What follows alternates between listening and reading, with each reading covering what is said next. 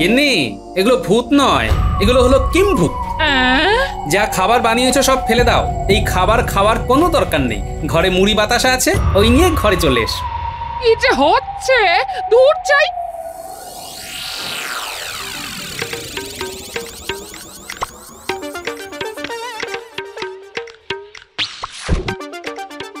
এই তো কলসিখানা একেবারে ঠিকঠাক রয়েছে গো। এই চলো চলো চলো ঘুমিয়ে পড়ি, কি ঘুম পেয়েছে। বেকার বেকার এই ঘর আনতিটা নিয়ে আসলে। গিন্নি, এত হালকা ভাবে নিলে চলবে না। শত্রুপক্ষ একেবারে বুনো ওল।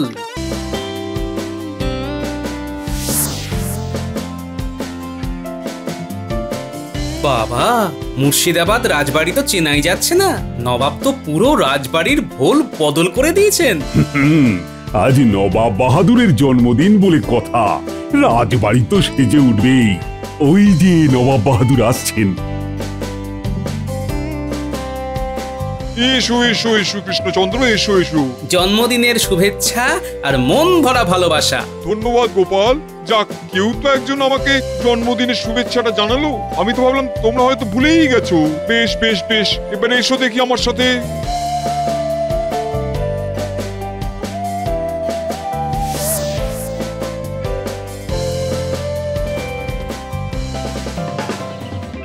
কৃষ্ণচন্দ্র, তুমি সবাইকে নিয়ে এখানে বিশ্রাম নাও। আমি একটু ভোজনশালায় যাচ্ছি, আর তোমাদের জল খাবারটা আমি এখানেই পাঠিয়ে দিচ্ছি। আগে নবাব বাহাদুর, আপনি এত ব্যস্ত হবেন না। নবাব বাহাদুর, গোটা রাজ্যের প্রজারা ভোজ খাবার জন্য চলে এসেছে। কাউকে আর আটকানো যাচ্ছে না। খাবার না পেয়ে সবাই হাঁড়ি পাতিল যা পারছে সবকিছু থেকে খাবার নিয়ে চলে যাচ্ছে। আরে আটকাও ওদের, এইভাবে কি সমাধান হবে? নবাব বাহাদুর, এ কি ভয়ঙ্কর অবস্থা। আর বলো না গোপাল, আমার সব কিছু গুলিয়ে যাচ্ছে। এত প্রজার মুখে আমি কিভাবে খাবার তুলে দেবো? সমস্যাটা কি, আমাকে একটু খোলসা করে বলুন না। রাজ্যের প্রজার সংখ্যা অনুযায়ী খাবারের সুবন্দোবস্ত করেছিলাম, কিন্তু এত খাবার রান্না করার জন্য তো আমার কাছে তেমন বাসনপত্র নেই। এতটা বেলা হয়ে গেছে, সবাই অভুক্ত, তাই একটা পদ তৈরি হতে না হতেই যে যার মতন খাবার তুলে নিয়ে খেয়ে নিচ্ছে। এই সমস্যা তো আমি এক্ষুনি তুড়ি মেরে সমাধান করে দেব। হ্যাঁ, আচ্ছা নবাব বাহাদুর, আপনাদের আশেপাশে কোনো কামারশালা আছে? আছে তো, কিন্তু কামারশালা দিয়ে কি হবে? আপনার যত কাঁসার বাসন আছে সব কটা আমাকে দিন তো। কেন? আপনার কাছে যত কাঁসার বাসন আছে সবগুলো গলিয়ে দুটো বড় বড় পাত্র বানিয়ে আনবেন। সেই বড় পাত্রে একবারে সারা রাজ্যের প্রজাদের জন্য রান্না হবে। তাহলেই তো সব ঝামেলা মিটে গেল। আরে, এটা তো আমি সত্যি ভেবে দেখিনি। তাহলে আর দেরি করবেন না, দুটো দাস দিয়ে সব বাসন আমাকে বোঝাই করে দিন, আর প্রজাদের কাছ থেকে 2 ঘটিকা সময় চেয়ে নিন। আমি এক্ষুনি দিচ্ছি সব।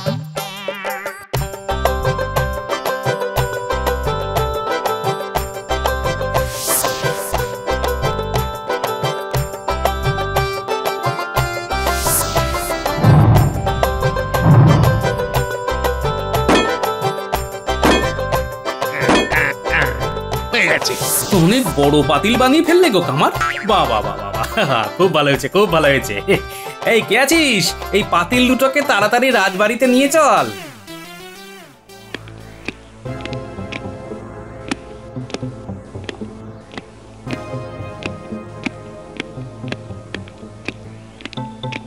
গোপালের এত দেরি হচ্ছে কেন? কিছুই তো বুঝতে পারছি না। নবাব বাহাদুর, আপনি গোপালের কথা মতো সমস্ত বাসন বাতিল না করলেই ভালো করতেন। এতক্ষণে অন্তত আরো 100 লোকের জন্য তো রান্না হয়েই যেত। এবার একসাথে 1000 লোকের রান্না হবে। কি কাণ্ড, এত বড় পাতিল! নবাব বাহাদুর, রাজবাড়িতে এমন পাতিল থাকা খুবই দরকার। নিন নিন, এবার আর সময় নষ্ট না করে রান্না শুরু করুন। হ্যাঁ বাবুর্চি, তুমি রান্না শুরু করো।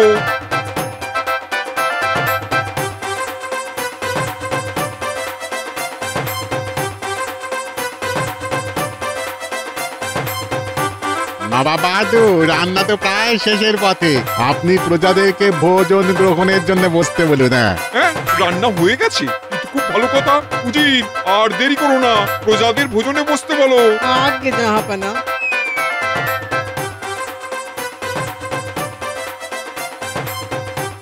হ্যাঁ হ্যাঁ হ্যাঁ, খাও খাও খাও, সবাই মন ভরে আত্মা ভরে খাও। উফ, এতক্ষণ মনে হয় বুক থেকে পাথরটা নামলো।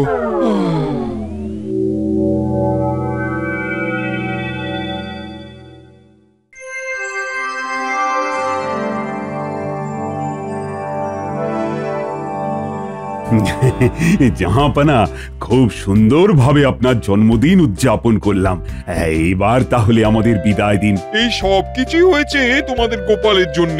হ্যাঁ গোপাল, তোমাকে অনেক অনেক ধন্যবাদ। তোমার জন্য কালকে প্রজাদের কাছে আমার মান সম্মান সব বেঁচেছে।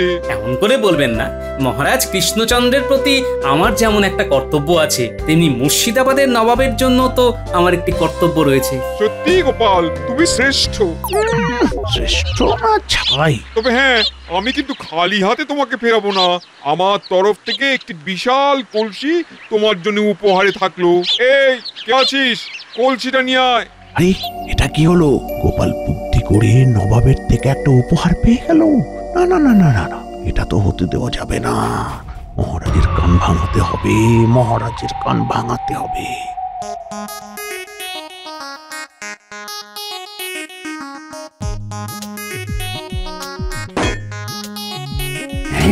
এত বড় কলসি! এটা কি হলো মহারাজ? আপনি থাকতে গোপাল উপহার পাচ্ছে, তাও আবার কাঁসার কলসি। মহারাজ, এটা তো আপনাকে গোপাল রীতিমতো অপমান করছে মহারাজ। এখনো সময় আছে, এখনো সময় আছে, এটাকে আটকান মহারাজ, আটকান। হ্যাঁ, দেখেছেন তো মহারাজ, এই টিকো গোপাল নবাব বাহাদুরের থেকে কত বড় কলসিটা হাতিয়ে নিচ্ছে। নেওয়াচ্ছি, আমি থাকতে এই কলসি গোপাল পাবে? না না না না না না, এটা কিছুতেই আমি হতে দেব না। গোপাল, কাল তুমি আমায় সাহায্য করার জন্য আমি তোমায় এই উপহার দিচ্ছি, এটা কিন্তু ভেবো না। তোমার বুদ্ধির প্রশংসা শুধু মুখে করা সম্ভব নয়, তাই একটা উপহার দিয়ে তোমাকে সম্মান জানাচ্ছি। আমি আপনার উপহারটি গ্রহণ করলাম। না না মানে? আমি ওকে উপহার দিচ্ছি, তুমি না বলার কে হে? না মানে নবাব বাহাদুর, আসলে বলছিলাম কি, আমরা এতজন সদস্য ওই একটাই ঘোড়ার গাড়ি করে এসেছি, তা এত বড় কলসি নিয়ে কৃষ্ণনগরে কিভাবে ফিরে যাব বলুন? আপনি বরং কলসিটা আপনার কাছেই রেখে দিন, দুদিন পর কৃষ্ণনগর রাজবাড়িতে পাঠিয়ে দেবেন। আমি না হয় তখন গোপালকে সেটা দিয়ে দেব। হ্যাঁ নবাব বাহাদুর, মহারাজ ঠিকই বলেছে। গোপালকে আমি আলাদা করে একটা ঘোড়ার গাড়ির ব্যবস্থা করে দেবো। ও একা আরাম করে ওই কলসি নিয়ে নিজের বাড়ির দিকে যাবে। তোমাকে এই নিয়ে চিন্তা করতে হবে না কৃষ্ণচন্দ্র। দেখছেন তো মহারাজ, কিভাবে গোপাল নবাব বাহাদুরকে বশ করেছে। মহারাজ, কিছু করুন। ঠিক আছে, গোপাল একবার শুধু ওই কলসি নিয়ে কৃষ্ণনগরে ঢুকুক, তারপর গোপালের থেকে ওই কলসি কি করে আদায় করতে হয় সে কথা আমি খুব ভালো করে জানি।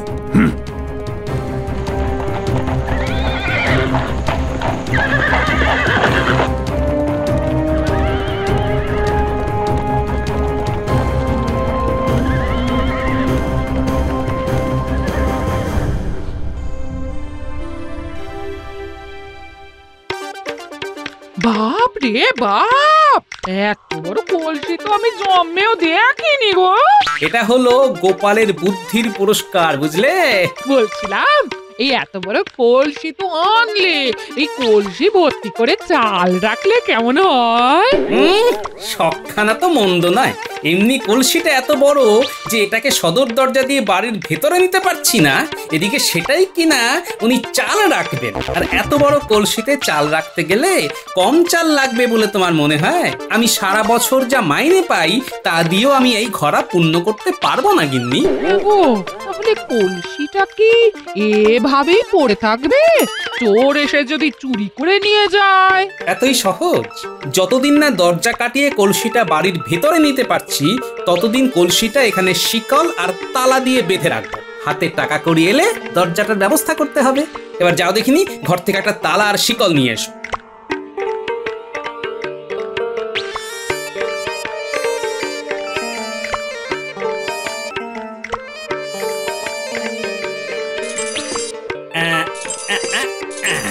হয়ে গেছে।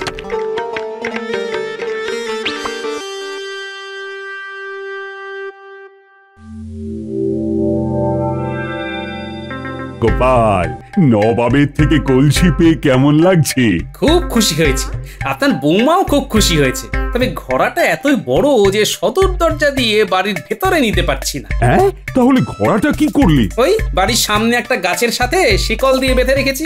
আসলে আমার বাড়ির দরজাটা খুব ছোট তো, তাই আর কি। নবাব বাহাদুর যে কেমন উপহার দেন আমার তো মাথাতেই আসে না। কাউকে উপহার দেওয়ার আগে তার সামর্থ্যটা বিচার করে তারপর তাকে উপহার দেওয়া উচিত, নইলে বেকার বেকার উপহারটা নষ্ট হয়। আসলে যার ঘরে যেমন জিনিস শোভা পায় তাকে তেমন জিনিস উপহার দেওয়াটাই উচিত। কি বলেন মহারাজ?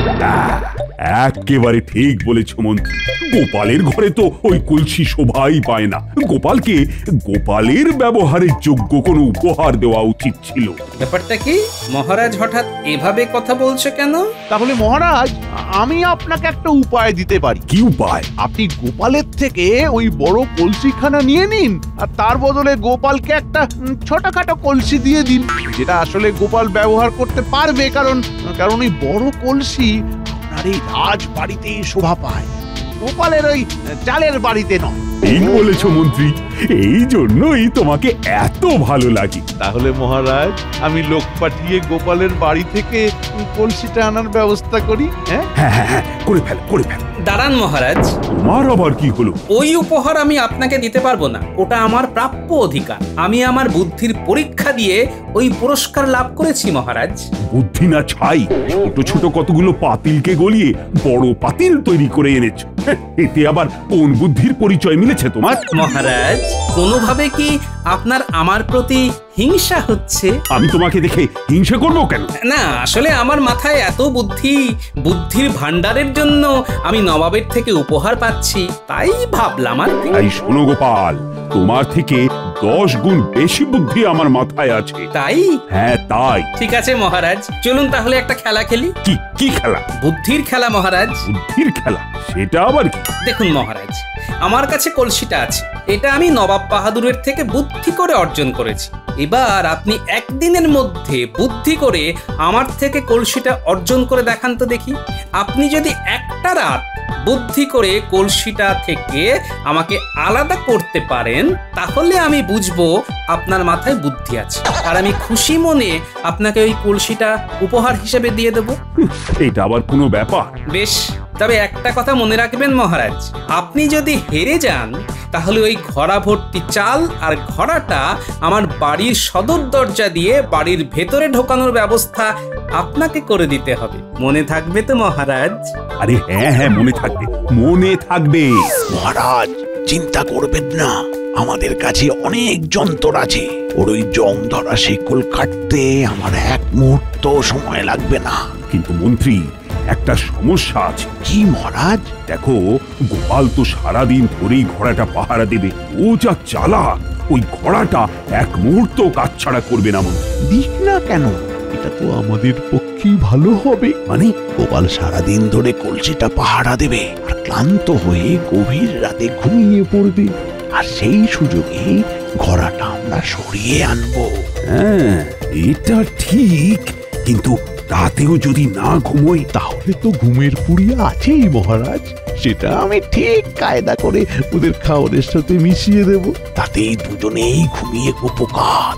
বাহ বাহ বাহ মন্ত্রী, তোমার মাথায় বুদ্ধি আছে। তুমি তাহলে সেপাইদের বলে দাও, আজ রাতের মধ্যেই ওই ঘোড়াটা কিন্তু আমার চাই চাই। আপনি কিচ্ছু চিন্তা করবেন না মহারাজ, আজ রাতেই কলসিটা আপনার হাতে তুলে দেব। মহারাজ, যতই আপনি ঘুষুর ঘুষুর ফুসুর ফুসুর করুন না কেন, ওই খড়াখানা আপনি আর পাচ্ছেন না।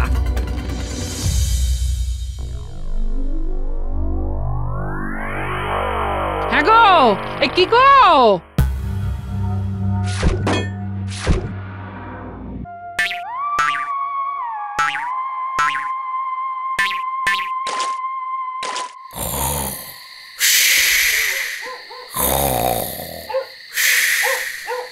মানুষটার কাণ্ড দেখো, কেমন নাক ডেকে ঘুমোচ্ছে। ওইদিকে মহারাজ কলসি নিয়ে চলে গেলে বুঝবে ঠেলা। কি গো, উঠবে নাকি? আরে আরে আরে আরে, হলোটা কি? তোমার কি কোনো কাণ্ড জ্ঞান নেই গো? বলি বাইরে কলসিটা এভাবে বাঁধা আছে আর তুমি এদিকে সারাদিন ধরে নাক ডেকে ডেকে ঘুমোচ্ছ।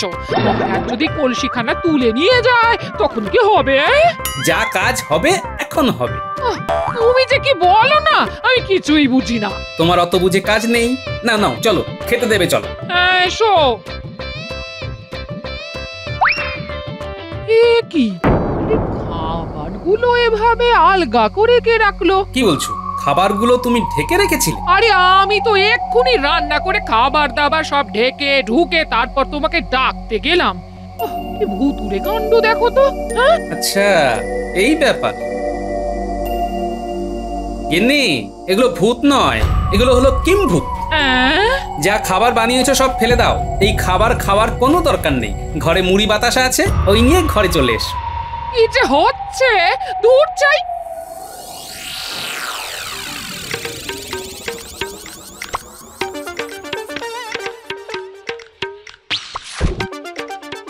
এই তো কলসিখানা একেবারে ঠিকঠাক রয়েছে গো। এই চলো চলো চলো ঘুমিয়ে পড়ি, কি ঘুম পেয়েছে। বেকার বেকার এই ঘর আনটিটা নিয়ে আসলে। গিন্নি, এত হালকা ভাবে নিলে চলবে না। শত্রুপক্ষ একেবারে বুনো ওল। তাহলে কি করবে? সারা রাত জেগে এখানে বসে পাহারা দেবে? খেয়ে দে তো আর আমার কাজ নেই। সারা রাত না ঘুমিয়ে কলসি পাহারা দেব। তাহলে কি করবে? এই ঘরাঞ্চিটা দিয়ে আমি এই কলসির ভিতরে ঢুকে যাব, আর তুমি এই ঘরাঞ্চিটা আমার আগের জায়গায় রেখে সদর দরজা লাগিয়ে ঘুমিয়ে পড়বে। ব্যাস। সে কিনা তুমি এই কলসির ভেতরে ঘুমাবে? কলসি কাজ ছাড়া করা যাবে না। নাও নাও নাও, আর কথা বাড়িয়ে লাভ নেই। এসো তাড়াতাড়ি কাজটা সেরে ফেলি, অনেক রাত হয়েছে, ঘুম পাচ্ছে। তুমি ভালো করে ঘরাঞ্চিটা ধরো তো, আমি কলসির ওপরে উঠছি। আচ্ছা আচ্ছা। বা ভালো করে ধরো গিন্নি, একবার এদিক ওদিক হলে কিন্তু কেল্লা ফতে। এই আমি ধরে আছি, এই ধরে আছি। হ্যাঁ হ্যাঁ, আমি শক্ত করে ধরে আছি, তুমি ওঠো ওঠো। বাবা, হয়ে গেছে। আমি এবার কলসির ভিতরে নামছি, তুমি এই ঘরাঞ্চিটা নিয়ে বাড়ির ভেতরে চলে যাও। আচ্ছা, এই সাবধানে সাবধানে নামো। ওরে বাবা রে, কি হলো? এই ঠিক আছে তো? যাও যাও, তুমি তাড়াতাড়ি বাড়ির ভেতরে চলে যাও।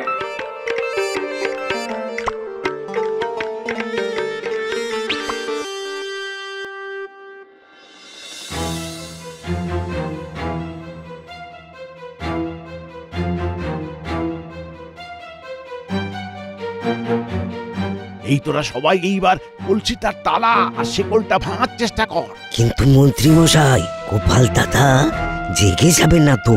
জেগে গেলে কিন্তু কারোর আর রক্ষে থাকবে না। আরে না না না, ওরা এখন গভীর ঘুমে ঘুমোচ্ছে। নে নে নে, কাজ শুরু কর।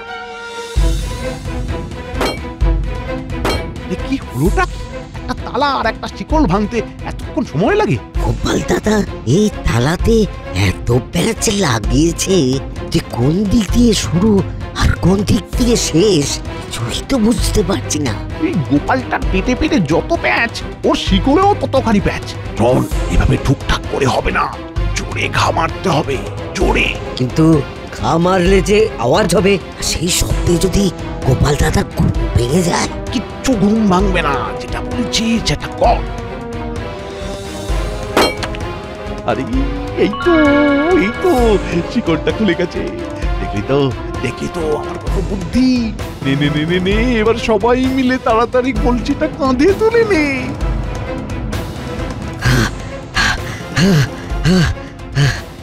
এই কি হলো? দাঁড়িয়ে আছিস কেন? কাঁধে তোল। মন্ত্রী মশাই, কলসিটা খুব ভারী, কোনোভাবেই তোলা সম্ভব হচ্ছে না। বললেই হবে? হ্যাঁ, আমিও হাত লাগাচ্ছি। ওরে বাবা রে, এত ভারী! কলসি টেকোর মতোই ভারী। শোন, সবাই মিলে জোর লাগাতে হবে। সবাই মিলে। নে, এবার পা চালিয়ে চল।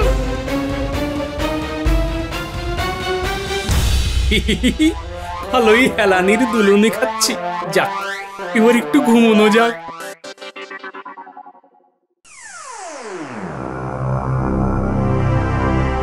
এ কি সকাল হয়ে গেল, ওরা এখনো কলসিটা নিয়ে আসছে না কেন? মহারাজ, আপনি খামোখা ওই গোপালের বুদ্ধির সাথে লড়তে গেলেন। ওর যা বুদ্ধি, ওর সাথে পেরে উঠবেন না মহারাজ। চুপ করো তো, এমনিতে আমি আমার জ্বালায় পাচ্ছি না, তার মধ্যেও কাটা খায় নুনের ছিটে দিচ্ছে। তাহলে কি মন্ত্রীরা সত্যি সত্যি কলসিটা গোপালের থেকে আনতে পারলো না? আরে ওই তো মন্ত্রীরা চলে এসছে।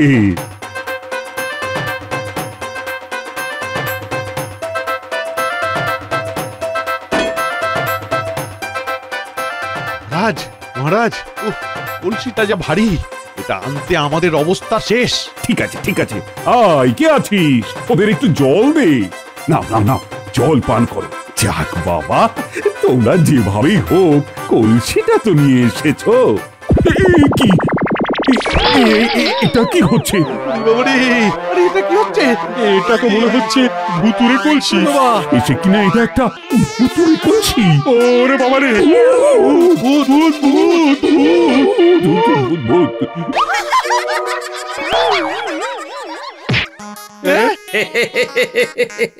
কি সবাইকে কেমন ভয় দেখিয়ে দিলাম?